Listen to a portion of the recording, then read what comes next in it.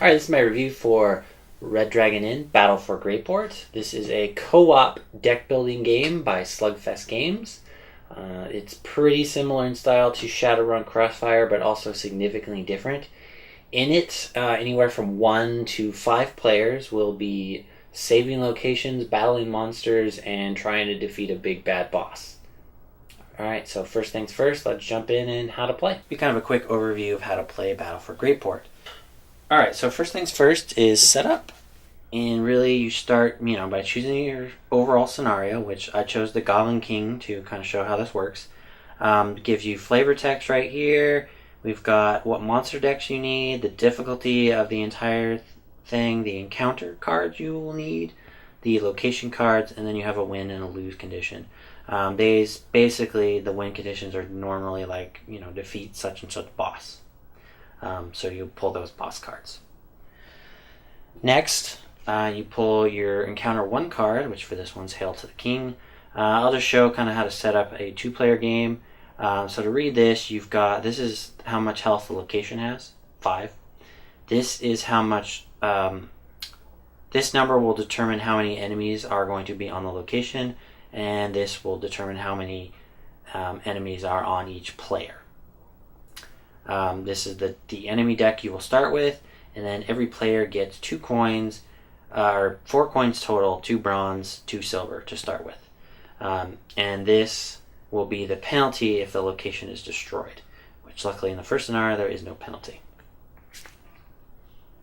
So I like to put the location card right on top here just to kind of show, so you can see the win condition if you keep the location safe, and then the lose condition as well. But let me just show you what a location card says. So right here you have sort of basically a buff usually. I think there might be a few cards that have penalty, but basically physical heroes have dual wield. That basically means that physical heroes will be able to use 2 items while this location is in play. And then if you manage to get all monsters off the location, this is the reward you will get.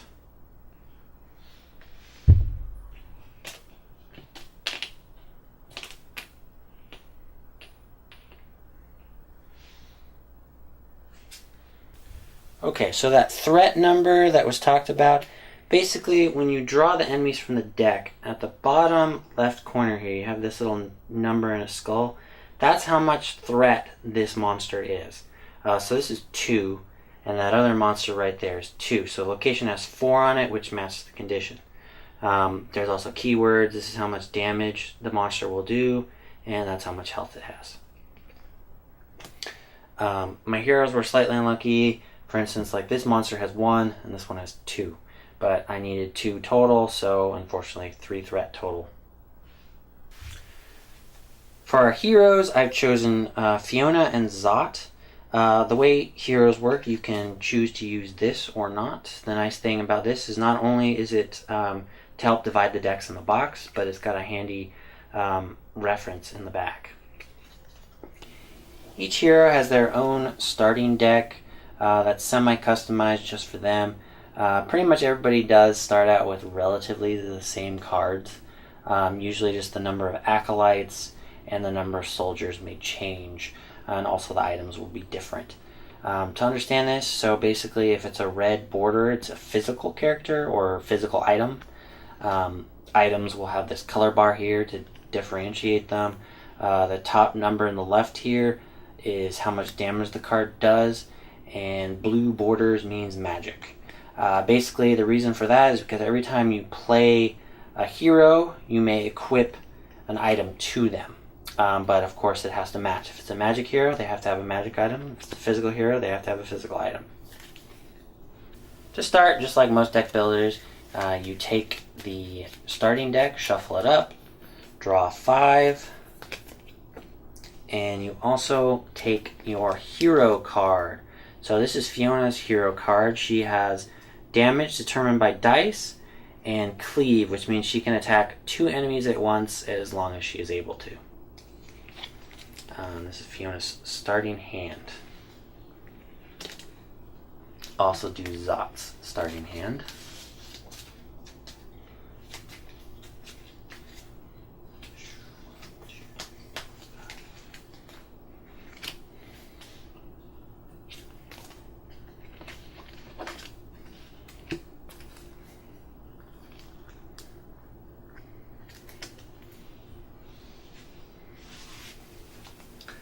Alright, to determine a first player, you give them this taunt token, which acts as a first player token, but also gives them the ability to taunt. To taunt, you will flip it, and you can take a monster either from the location or from another hero and bring them into your pile. The metal token is from the fancy Kickstarter version I have. The regular edition will just have this cardboard token. So first turn of the game, I'll just look at Fiona's starting deck here, and she does not have a solid item, but since it is her turn, I will explain this when I get to the end of the turn, but I will just have her attack both monsters at once. Both of these monsters do have the keyword ranged on them, which means if there are any monsters that are just normal and don't have that keyword, or if they had the keyword taunt, you could not attack this one until those other monsters were out of the way. But since both of them have ranged, she can attack both of them. So Fiona's pretty simple. You would just take the dice, roll it. So she does 2. She has cleave, which means she would attack both at once. And you just put these little damage tokens on them to indicate that they took damage. Oh, and he's got a shield, so he actually only takes 1 damage.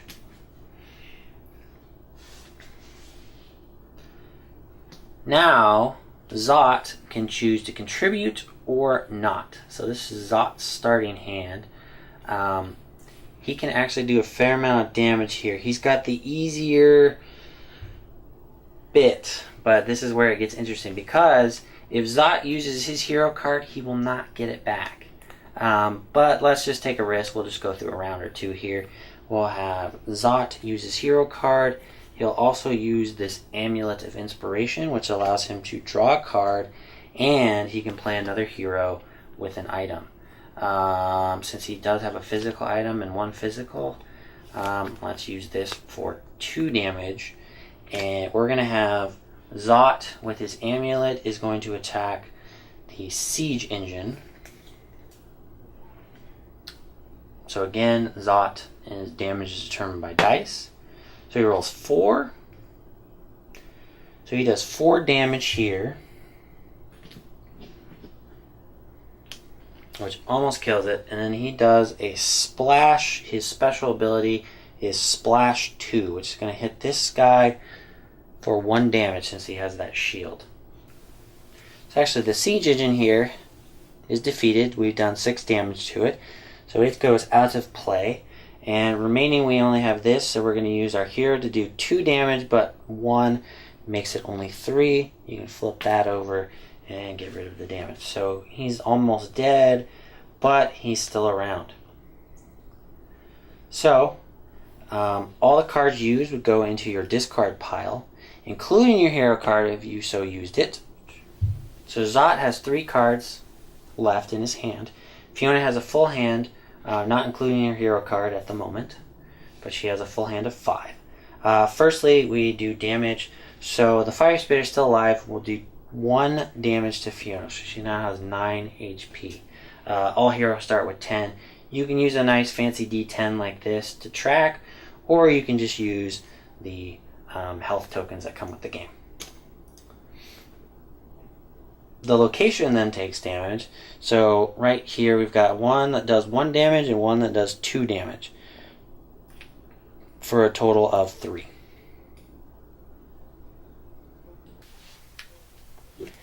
Actually, I forgot to do this earlier, but this guy's got ambush, which basically means it happens immediately. So as soon as he was drawn, the location itself would have lost 1 HP. So we're actually down to 1 HP. Since there's no penalty, though, not too worried about this, but it would have been good also to taunt. So with that, now Fiona has, with 2 copper and 2 silver, has the decision to buy from here. We've got 4 heroes to choose from and 4 items to choose from. Basically the way it works is, at the bottom of these cards, there is a coin value. You'll see copper, silver, or gold. This is what that item does. This is how much damage it may do, just like your regular deck.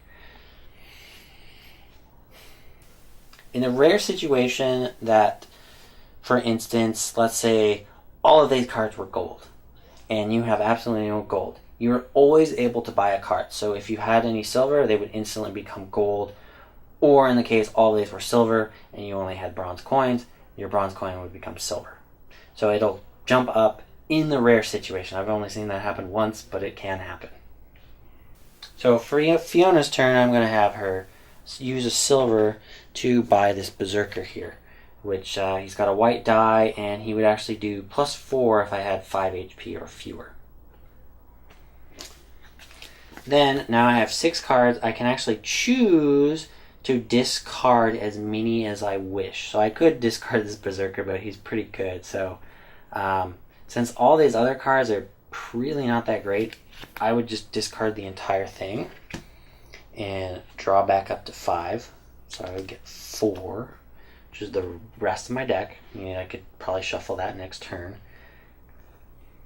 And you get your hero card back. Now, unfortunately, because it is not Zot's turn, he stays with the 3. We would replace the card that we bought, give the taunt token over to Zot, which I'll just put it here for now, and play continues. So that's pretty much how the game plays. It really just kind of goes back and forth, or however many players you have, it'll just keep going between all the players, and you have to manage having a smaller hand or a bigger hand before it gets to you, before you're able to replenish your hand and buy a new card, and that sort of thing. You also have to manage the taunt. The taunt really is used to get these monsters off the location. Right now, probably, if I kept playing, we would totally lose this location and not get the benefit from saving it. It does change as you go along. Every scenario is going to get, every encounter is going to get a little bit more difficult. As you can see, the location gets more health, but you also got more monsters and more monsters on yourself. But you do start to get gold coins, you have a different type of monster, and then your punishments are actually more difficult. Lastly, the last scenario adds usually a last row here. And in this row, this basically just means per player, this is how much health the boss will have. For this scenario, there's 2 bosses. One who's he's got 15 health, and he always has 15 health no matter what. And then you've got Drog, Troll General. So what that symbol means, there's some tokens that you can replace this symbol with a number. So you can put that 25 or that 35 or whatever number it is, depending on how many players you are playing. There's a lot of keywords typically on these bosses right there. So you kind of have to memorize those just to understand what they do.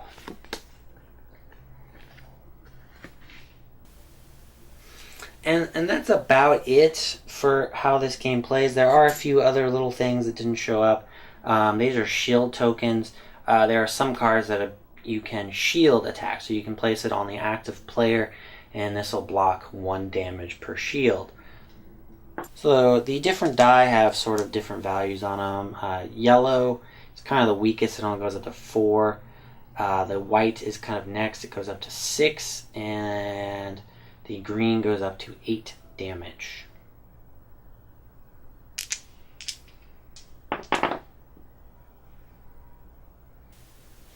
There's also one other card type that can come out that looks like this. This is a curse card. It's basically like just your standard deck builder card that you throw in there. It's pure trash. You don't want them. They're very hard to get rid of, and really they slow you down. That really kind of gives you a brief overlook of how this game plays. So I'll just give you my final thoughts now. Quick addition here, I forgot to mention that they added a new rule. Basically, in between each encounter, normally when you take damage, that's it, there's no healing. You're stuck with it. So let's just say the first encounter I had taken 3 damage total. Now you can usually choose before you start the scenario, you kind of choose your difficulty. So let's say we chose, basically we're going to heal 2 in between each scenario. So instead, once we finish the first encounter, we could heal 2 damage, go back up to 9. Makes the game a little bit easier if you're having trouble getting through the scenarios. You can kind of add that little rule, and you can add, really, they say any number you want. So if you just do really poorly and you take 5 damage all the time, you can say, you know what, let's just heal 5 every single time and go right back up to 10. So the next encounter you're at full strength. Just kind of a way to customize difficulty, and I forgot to mention it since it was brand new and I normally don't play with that rule. And for this deck builder, I find it to be a little unique in the genre. Not fully unique, but a little. The whole one player is the active player and everybody can attack their monsters, while trying to keep those 5 cards in their hands that they may desperately need later on. I find that to be really interesting. At 5 players, it really starts to feel like a puzzle, especially that 5th player who can at most play a single card per turn, or else they'll have no cards when it comes to their turn. That's really kind of interesting way to kind of balance, do I play a card, do I help my teammate, or, do I just sit back and wait and help somebody else? I do like that. And also with 5 players, you get the abilities of all the characters. I think at lower player numbers, some characters, unfortunately, are really not as useful together. For instance, Deidre the Priest. I heard level 1 ability is just to draw a card. She's really not useful until level 2, which, if you're playing 2 players, that might make, depending on who the other character, it might just not be as useful or as easy to play through that scenario as you may want it to be. The rules are relatively straightforward. I do like the new rules that they added to make the game easier or harder depending on the way you want it. The basic rules, you never healed at all, but the new rules allow you to, depending on how easy you want it to be, you can heal all the way back up to full health if you wish. I think, yes, you can make the game way too easy that way, but at least I like that they're like, hey, here, make it as easy as you want. So a little bit of customization there. I have not tried the new beginner scenario they made. Beginner scenario that came in the game at first is pretty hard for a beginner scenario. It's really hard to get through and not die. I found a way really just to make it a lot easier is instead of starting at level 1, just have all the characters start at level 2. Still doesn't make the scenario completely easy, but at least it felt a lot more fair, and I think that was something they should have probably have had. Otherwise, though, all the scenarios that come in the game feel pretty balanced to me. They're hard. This game is really not easy. It is a hard co-op. There is a fair amount of luck. Not only do you have, what cards am I going to draw, but you also have, on a lot of the cards, you have to do a dice roll to determine damage. And when you roll, you need that 4 damage desperately to say, to not lose any to take any hits or, die. And you roll a 1, and that's it. That kind of sucks. I will admit the dice rolling part kind of sucky. But at the same time, it does add a little extra tension that might not be there if it were just based on cards purely. Because, like I said, sometimes you really desperately need that 4 or that 5 or that 6. And if you don't roll it, it's just like, oh, darn it. And that's, an extra little bit of tension that, honestly in this game probably wouldn't be there if the dice rolling wasn't there.